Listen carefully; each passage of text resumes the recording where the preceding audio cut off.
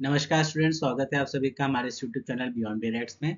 आज के इस लेक्चर में हम लोग डिस्कस करने वाले हैं कि जुडिशरी के लिए प्रिपरेशन करी कैसे जाती है। स्टेप बाय स्टेप हम लोग बात करेंगे, प्रीलिम्स की, मेंस की और इंटरव्यू की भी। और हम लोग ये भी चीज़ें देखेंगे कि पहले तो बेसिक समझेंगे कि कैसे जुडिशरी का एग्ज़ाम जो है वो कौन सी बॉडी कंडक्ट करवाती है, एलिजिबिलिटी क्राइटेरिया क्या होता है। जैसा कि आप सब जानते हैं कि अभी रिसेंटली ही जजमेंट आया है जिससे एलिजिबिलिटी क्राइटेरिया में काफ़ी मेजर चेंजेस आए हैं। तो वो सब चीज़ें हम लोग स्टेप बाय स्टेप आज के इस लेक्चर में डिस्कस करेंगे। तो पहले हम लोग देखते हैं कि जुडिशरी एग्ज़ाम्स कंडक्ट कौन करवाता है। जुडिशरी एग्ज़ाम्स या तो स्टेट पीएससी कंडक्ट करवाती है या फिर कई स्टेट्स के अंतर्गत वहाँ की हाई कोर्ट जो है वो कंडक्ट करवाती है। हाई कोर्ट कहाँ कंडक्ट करवाती है? फॉर एग्जांपल जैसे कि एमपी का एग्जाम हो गया, वो वहाँ की हाई कोर्ट कंडक्ट करवाती है। स्टेट कहाँ कंडक्ट करवा रही है? जैसे यूपी के अंतर्गत, उत्तराखंड के अंतर्गत, बिहार के अंतर्गत, इन सब जगहों स्टेट पीएससी जो है वो एग्जाम कंडक्ट करवा रही है। इसके बाद जो आप लोग ये जुडिशरी का एग्ज़ाम क्लियर करने के बाद जो जज बनेंगे वो आखिर कौन से कैडर के होंगे? तो वो ये एग्ज़ाम जो होता है ये सिविल जज जूनियर डिवीज़न का होता है, या तो फिर हम कहें जुडिशियल मजिस्ट्रेट फर्स्ट क्लास का। इसके अंदर 3 स्टेजेस होती हैं। प्रीलिम्स होता है जो कि एमसीक्यू बेस्ड होता है, मेंस होता है जो कि डिस्क्रिप्टिव होता है, इंटरव्यू होता है जिसमें कि पर्सनैलिटी जजमेंट जज करी जाती है, उसके बेसिस पे आपको नंबर मिलते हैं। इसके बाद एलिजिबिलिटी, जो पहले की एलिजिबिलिटी थी पहले हम लोग वो डिस्कस करते हैं, फिर डिस्कस करेंगे कि नई एलिजिबिलिटी क्या है। पहले एलिजिबिलिटी क्या होती थी? एक एलएलबी की डिग्री होनी चाहिए थी रिकॉग्नाइज्ड यूनिवर्सिटी से। आपकी एज लिमिट जो थी वो 21 से 35 के बीच में होनी चाहिए थी। कहाँ कहाँ पे? जैसे यूपी, एमपी, बिहार, राजस्थान। पहले की एलिजिबिलिटी इतनी सिंपल सी थी। किसी किसी जगह पे एज का जो है वो वेरिएशन देखा जाता है, लेकिन जनरली 21 से 35 तक की एज होती थी। लेकिन अब जो नई रिक्वायरमेंट्स आई हैं वो उसको हम लोग देखते हैं। तो न्यू रिक्वायरमेंट क्या है जो सुप्रीम कोर्ट ने अभी रिसेंटली कल परसों में ये डिसीजन दिया है कि इसमें minimum 3 year of legal practice जो है वो मैंडेटरी कर दी गई है। मतलब कि अगर आप लॉयर हैं और आपने 3 साल हो गए अभी तक आपने अपना रजिस्ट्रेशन नहीं करवाया है, तो अब से 3 साल तक आप जुडिशरी का एग्जाम नहीं दे सकते। अब आप अपना प्रोविजनल रजिस्ट्रेशन करवाइए, उसके जब 3 साल कंप्लीट होंगे तब जाके आप अपना जुडिशरी का एग्जाम दे पाएंगे। ये कहने का मतलब है। और अगर आप लॉयर हैं और आपने एलएलबी कंप्लीट कर ली है और आपने अपना प्रोविजनल जो सर्टिफिकेट है वो ले लिया है, प्रोविजनल सर्टिफिकेट अगर आपको मिल गया, रजिस्ट्रेशन हो गया है, तो जिस डेट को वो हुआ है वहां से लेके 3 साल ऐड कर लीजिए। जब वो 3 साल कंप्लीट हो रहे हैं उस डेट तक आपको, उस डेट से आप अपना जुडिशरी के लिए एलिजिबल हो जाएंगे। ये हो गया है अब मैंडेटरी। इसका कौन से केस के अंतर्गत ये किया गया है? ऑल इंडिया जजेस association and others versus union of India के केस में सुप्रीम कोर्ट ने ये कहा है कि मिनिमम 3 साल की प्रैक्टिस अब मैंडेटरी हो गई है जुडिशरी के एग्जाम के लिए। सीधी सी बात, अगर ये समझिए 2019 के अंतर्गत अगर आपने अपना प्रोविजनल सर्टिफिकेट लिया था, तो 2019 से 2020, 2020 से 2021, 2021 से 2022 में आप एलिजिबल हो गए। 2022 में आप एलिजिबल हो गए। अब आप इसको पेपर दे सकते हैं। जैसे अभी 2025 की बात चल रही है, तो 2022 के जो ग्रेजुएट्स होंगे उनके लिए क्या, अगर उन्होंने तुरंत अपना प्रोविजनल सर्टिफिकेट ले लिया है और उसके बाद ऑल इंडिया बार, यहाँ पे ऑल इंडिया बार काउंसिल के पेपर की बात नहीं हो रही है, ये बात क्लियरली समझ लीजिए। अगर प्रोविजनल सर्टिफिकेट मिल गया है आपको, और भले अभी आपने, क्योंकि वो प्रोविजनल सर्टिफिकेट के 2 साल के अंतर्गत आपको ऑल इंडिया बार का पेपर निकालना पड़ेगा।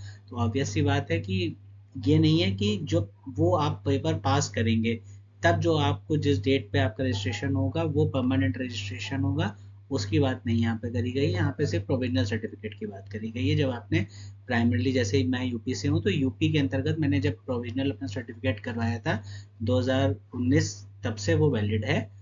ये सीधी सी बात होती है। अब ऑल इंडिया जजेस एसोसिएशन में ये कहा गया, इसमें जजेस कौन से थे? B R Gavai, A G Masih and K Vinod Chandran sir की ये बेंच थी जिसमें ये डिसीजन आया है। डायरेक्शंस क्या क्या हैं कोर्ट के? All high courts and state government must amend their judicial service rule. अब जब ये मैंडेटरी हो गया है तो हर स्टेट को और हाई कोर्ट को अपने रूल्स को अमेंड करना पड़ेगा। मिनिमम प्रैक्टिस पीरियड जो है वो 3 ईयर हो गया एडवोकेट्स के लिए, कंपलसरी है जुडिशरी एग्जाम में अपियर होने से पहले। अब हाई कोर्ट ये सारे जो अमेंडमेंट्स हैं जो जुडिशियल रूल बुक में, ये 3 महीने के अंदर कर ले, अप्रूव कर दे स्टेट गवर्नमेंट इसको विद इन एडिशनल 3 मंथ्स, मतलब 3 + 3 6 महीने के अंतर्गत ये पूरा जो अप्रूवल है ये हो जाना चाहिए। इसका पर्पस क्या है, सुप्रीम कोर्ट का मानना है, ये जो समस्याएं आती हैं कि न्यूली पास जो ग्रेजुएट्स होते हैं वो जब जज बन के जाते हैं तो उनके सामने बार बेंच का रिलेशन इस्टेब्लिश नहीं हो पाता, उन्हें कई जो बुकिश नॉलेज है उसकी वजह से कई सारी प्रैक्टिकलिटी में या डिसीजन देने में दिक्कत आती है, ऐसा सुप्रीम कोर्ट को लगता है।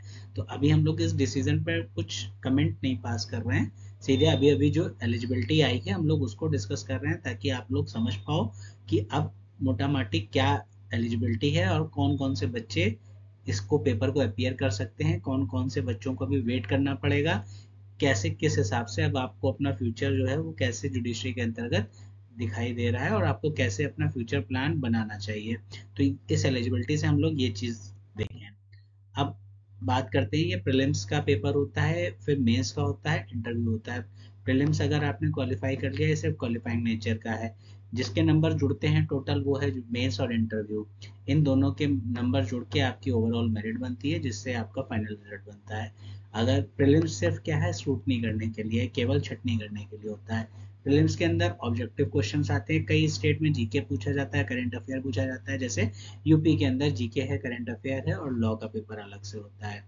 तो ये पैटर्न होता है कई स्टेट में, कई स्टेट में केवल केवल क्या आता है, लॉ ही आता है। कहीं पे केवल 100 क्वेश्चंस पूछे जाते हैं लॉ के, कहीं पे 150 जीके के, 150 लॉ के। इस तरीके से अलग अलग स्टेट्स में अलग अलग तरीके का पेपर पैटर्न होता है। अगर आपको तैयारी स्टार्ट करनी है तो सबसे पहली बात यह है कि आप एक काम कीजिए, आज से 15 दिन की ये एक रोड मैप है, इसको आप 30 दिन के लिए फॉलो कीजिए, जिस 30 दिन को आप 15-15 दिन में ब्रेक डाउन कर लीजिए। पहले स्टार्ट कीजिए आप B N S, C P C, B N S S और B S A, constitution, contract, किसी की भी एक बेयर एक्ट उठाइए, 15 दिन उसको थॉरोली पढ़िए। चाहे कोई भी 2 सब्जेक्ट उठाइए, अगर आप ऐसे इंसान हैं जो एक बार में एक ही सब्जेक्ट पढ़ता है तो केवल एक उठाइए, नहीं तो अगर आपको एक सब्जेक्ट से बोर हो जाते हैं तो एक दिन में आप 2 बेयर एक्ट उठा सकते हैं। जैसे आपने दिन में बी एन एस पढ़ लिया, शाम को आपने कॉन्ट्रैक्ट पढ़ लिया, उसके बाद आपने जो भी पढ़ा है पहले के 15 दिन उससे रिलेटेड जितने भी मेंस के क्वेश्चन हैं उसको देखिए, और जो भी आपने पढ़ा है, आपने आज केवल डेफिनेशन क्लॉज पढ़ा है तो डेफिनेशन क्लॉज को ही आप एक बार लिखने की कोशिश कीजिए। आप प्रीवियस ईयर क्वेश्चंस उठाइए, देखिए, कहीं और से कोई कंपाउंडियम लेने की जरूरत नहीं है, केवल अपने प्रीवियस ईयर क्वेश्चन अपने पास रखिए, उसमें से देखिए उस डेफिनेशन से रिलेटेड कौन से क्वेश्चन पूछे गए हैं। जैसे अगर आपने बी एन एस एस पढ़ा, उसमें आपने देखा चार्ज की डेफिनेशन दी हुई है, तो चार्ज से रिलेटेड आप अगर प्रीवियस ईयर क्वेश्चन देखेंगे तो जैसे मेंस में क्वेश्चन पूछा जाता है, what is charge and define its content, what are its content, या is alteration of charge is possible और नॉट। तो इस टाइप का एक क्वेश्चन दिया हुआ है। अल्टरेशन आपको जानकारी नहीं है, आपको पता है अभी आपने डेफिनेशन क्लॉज में केवल चार्ज पढ़ा है, तो आपने चार्ज की जो डेफिनेशन पढ़ी है उसको फ्रेम आउट कीजिए, लिखने की कोशिश करिए। जितना आप लिखने की कोशिश करेंगे आपका आंसर उतने ज़्यादा रिफाइन होते जाएंगे, और उसे डे 1 से करिए, ये मत सोचिए मैं पूरा सिलेबस कंप्लीट होगा तब मैं लिखने बैठूंगा। अब 16 से 30, पहले फर्स्ट 15 डेज में आपने क्या किया, बेयर एक्ट उठाई, 2 सब्जेक्ट लिए, सुबह के टाइम एक पढ़ा, मेजर माइनर जो है वो शाम के टाइम पढ़ा, उसके बाद जो उससे रिलेटेड मेंस के क्वेश्चन थे वो आपने देखे। अब आपको क्या करना है, इस नेक्स्ट 15 दिन में आपको छोटे छोटे जो मॉक टेस्ट है, मॉक टेस्ट के लिए 15 क्वेश्चन हो गए, 20 क्वेश्चन हो गए, 30 क्वेश्चन हो गए, ऐसे आपको प्रीलिम्स के क्वेश्चन जो हैं एमसीक्यू प्रैक्टिस करना है। और आपने जो भी 15 दिन तक मेंस की प्रैक्टिस करी है उसको एक बार, अब आपके पास एक सेट होगा जो तैयार हो गया होगा, कोई एक ऐसा टॉपिक होगा, 2-3 टॉपिक होंगे, जबकि आप 15 दिन तैयारी कर चुके हैं तो आपके पास 2-3 ऐसे टॉपिक होंगे जो पूरे पूरे तैयार हो गए होंगे। तो अब आप उनको उठाइए और मेंस की आंसर राइटिंग स्टार्ट कीजिए, एक आंसर लिखिए, 2 आंसर लिखने की कोशिश कीजिए। इवन अगर आप चाहें तो आपने जो आंसर लिखा है फ्रेम करके वो हम मुझे मेरे टेलीग्राम हैंडल पे या व्हाट्सएप पे मैसेज भी कर सकते हैं, हमारे ग्रुप में ज्वाइन हो जाइए, और वहाँ पे आप टेलीग्राम पे तो डायरेक्ट आप ग्रुप में ही पोस्ट कर सकते हैं। उसमें जो भी कमी होगी या जैसे भी सुटेबिलिटी होगी, जो भी होगा, कम ज़्यादा क्या होगा, मैं डायरेक्टली आपको चेक करके आपके आंसर्स भेज दूंगा, और जो उसमें भी इम्प्रूवमेंट का स्कोप होगा वो आपको बता दिया जाएगा। रिवाइज करिए इंपॉर्टेंट सेक्शंस को और लैंडमार्क केसेस, एक प्रॉपर आंसर फ्रेम करने के लिए बहुत ज़रूरी है। आपका एक इंट्रोडक्शन होना चाहिए, बॉडी होनी चाहिए, बॉडी के अंतर्गत आपको जो क्वेश्चन पूछा गया है उसका जो पूरा कंटेंट है उसको एक्सप्लेन करिए। उससे सपोर्ट करने के लिए आप वहाँ पे एटलीस्ट 2 केस लॉज दीजिए। अगर आप यूपी जैसा कोई स्टेट दे रहे हैं जहाँ पे पीसीएस जो वो public service commission paper conduct करवा रही है, तो 2 केस लॉज हो गए, एक एग्जाम्पल इलस्ट्रेशन जैसा कुछ हो गया, तो इतना लिख के फिर कंक्लूड करके आंसर खत्म कीजिए। ये एसेंशियल्स होते हैं जब कोई भी पीएससी जो है वो एग्जाम कंडक्ट करवा रही है। अगर हाई कोर्ट करवा रही है तो आपको बेयर एक्ट की जो लैंग्वेज है वो लिखनी चाहिए। उसके अलावा एक केस लॉ दे दिया आपने, वो मोर देन इनफ है उस आंसर को, वो आंसर कंप्लीट हो गया। तो डिफरेंस होता है, आंसर राइटिंग का पैटर्न भी चेंज हो जाता है एग्जामिनेशन कंडक्टिंग बॉडीज के अनुसार। अगर आपके यहाँ करंट अफेयर पूछा जा रहा है तो डेली डेली आपको करंट अफेयर पता होने चाहिए। अगर आपके यहाँ करंट अफेयर नहीं भी पूछे जा रहे हैं आपके स्टेट में, तब भी आपके स्टेट में इंटरव्यू तो होगा ही ना। जब इंटरव्यू होगा तब आपसे वो करंट के सवाल पूछे जाएंगे, देखा जाएगा कि आप कितने अवेयर हैं। तो इसलिए आप डेली या वीकली बेसिस पे कोई ना कोई करंट के लीगल टॉपिक्स जो हैं वो पढ़ते रहिए, रिवाइज करते रहिए। और उसकी एक अलग से करंट की एक अलग से कॉपी बना लीजिए, लूज शीट पे A4 पे लिखा कीजिए, वो अपने नोट्स बना के रखा कीजिए।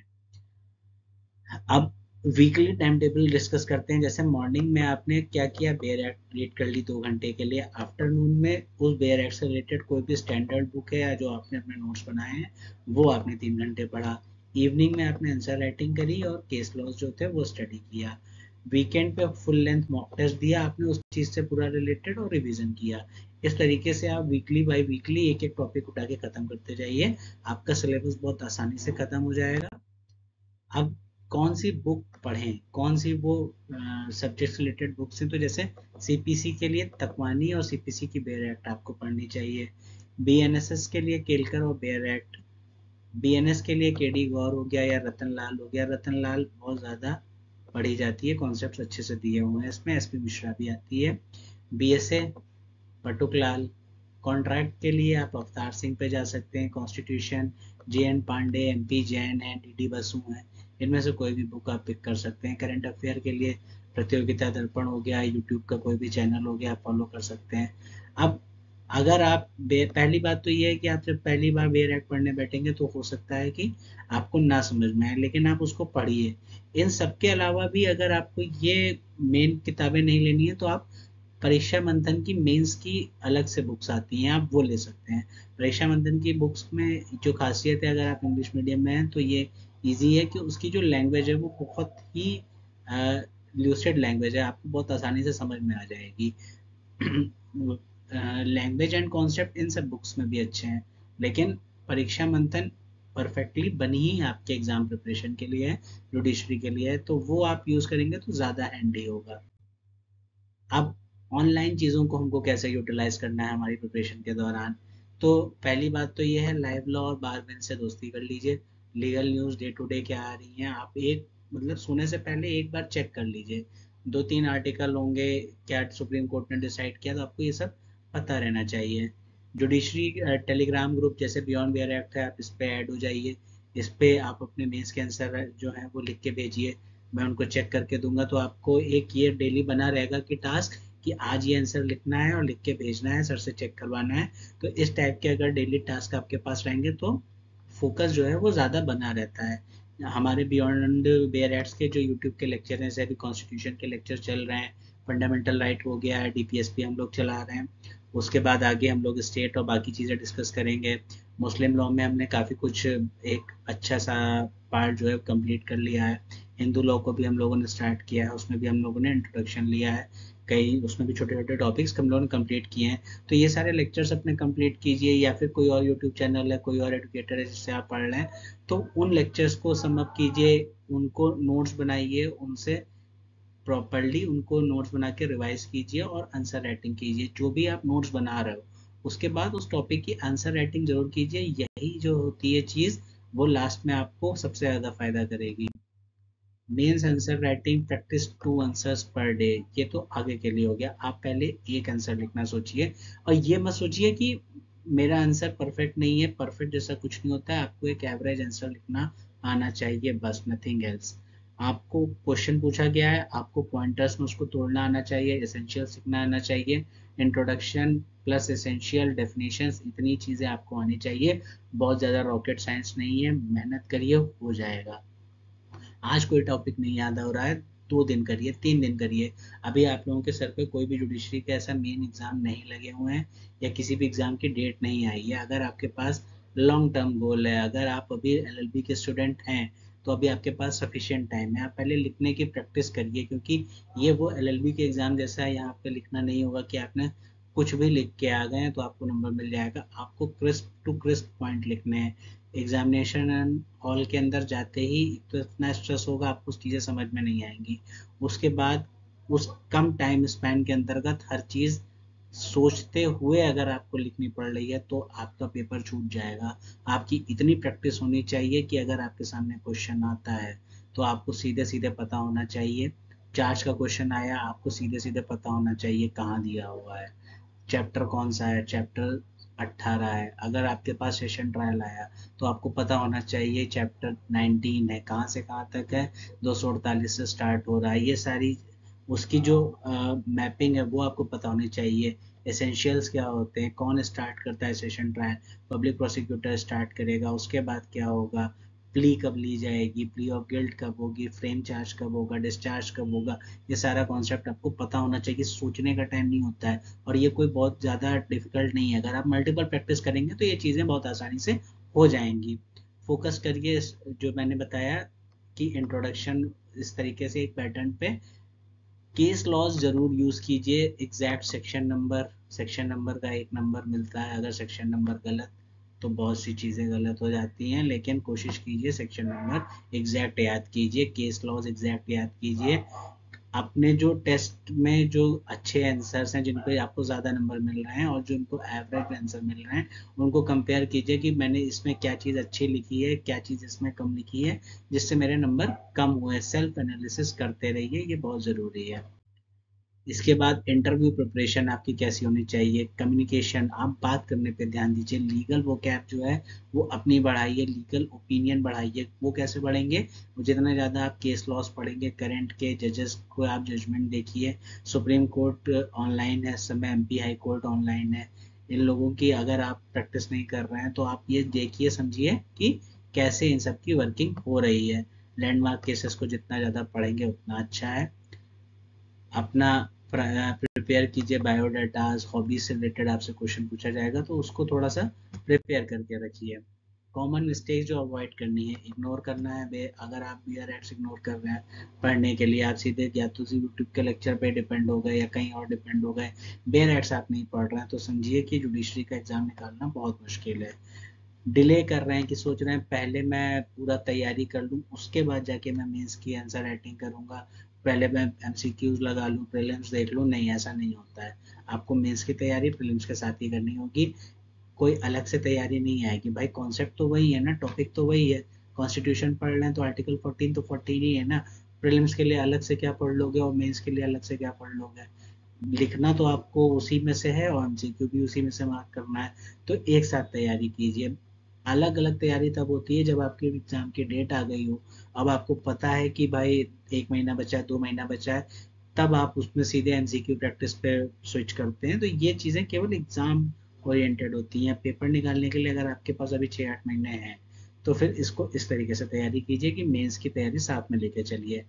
प्रैक्टिस नहीं कर रहे हैं आप, मॉक्स नहीं लगा रहे हैं, बहुत गलत है। मॉक्स का मतलब क्या है, या तो आपने कोई टेस्ट सीरीज ले रखी हो या आपने पीवाईक्यू प्रीवियस ईयर के जो एग्जामिनेशन पेपर्स हैं उनको उठाइए और लगाना चालू कीजिए।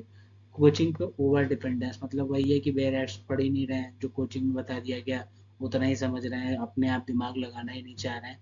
तो इससे क्या होगा, आप भले टेक्स्ट वाला निकाल लो पार्ट, मेंस में भी आंसर राइटिंग लिख लो, लेकिन जैसे ही आप इंटरव्यू पैनल के सामने जाओगे उनको समझ में आ जाएगा कि इंसान को प्रैक्टिकल एक्सपोजर है ही नहीं।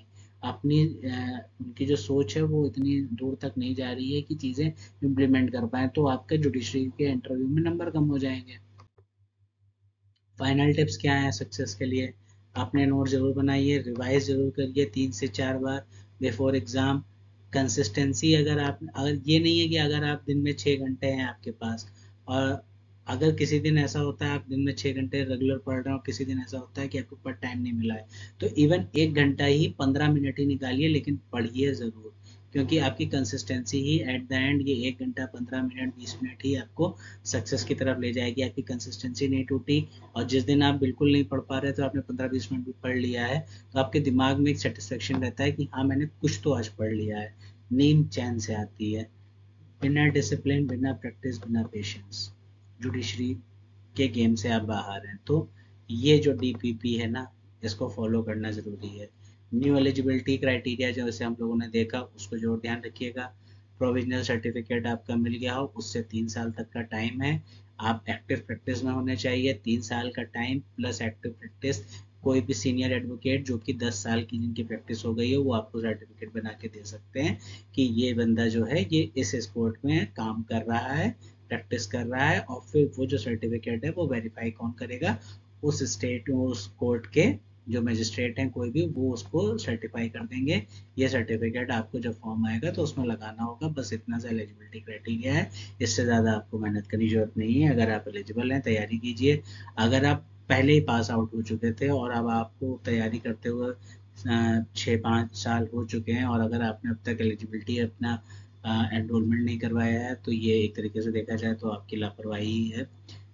लेकिन अब करा क्या जा सकता है, यही मजबूरी है कि आपके पास ये एलिजिबिलिटी क्राइटेरिया है, तो अब अपना आप रजिस्ट्रेशन करवाइए और देखिए साइड बाय साइड आप क्या प्लान बी भी एग्जीक्यूट कर सकते हैं कि नहीं। तो चलिए, इसी के साथ इस लेक्चर को हम लोग ख़त्म करते हैं। लेक्चर को लाइक शेयर सब्सक्राइब करना मत छोड़िए, मत भूलिएगा। और अगर कोई भी इशू आपको क्रिएट हो रहा है तो उसको कमेंट बॉक्स में ड्रॉप कीजिए। टेलीग्राम पे हमारे ग्रुप से ऐड हुई है। और जैसा कि मैंने आपको बताया, मेंस की आंसर राइटिंग कीजिए, मेंस के जो आंसर हैं वो ग्रुप में भेजिए, मैं उनको चेक करके आपको डे टू डे बताता रहूँगा इसमें क्या कमियाँ हैं क्या नहीं। अब चलिए मिलते हैं नेक्स्ट लेक्चर में। Thank you.